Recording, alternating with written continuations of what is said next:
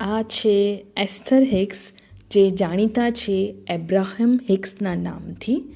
કારણ કે એ એક મોટિવેશનલ સ્પીકર છે અને લો ઓફ એટ્રેક્શનના બેઝના ફિલ્ડમાં નંબર 1 ગણી શકાય એવા, કારણ કે એમણે ઘણી બધી બુકો લખી છે with the help of Abraham, જે એક શક્તિ છે જે એમના થ્રુ દુનિયા સાથે વાત કરે છે, આપણને એ શીખવાડે છે કે આપણે લાઈફ કેવી રીતના જીવવી જોઈએ. લો ઓફ એટ્રેક્શનના સિદ્ધાંત પર કે જેવું તમે વિચારશો એવું જ તમને મળશે. એટલે હંમેશા એમની બધી બુક્સમાં, એમના બધા વિડીયોઝને રેકોર્ડિંગ્સમાં તમને એવું જાણવા મળશે કે તમે જો સારું વિચારો તો તમને સારું મળશે ને તમારી લાઈફ ઇઝી અને હેપી બનશે. અગર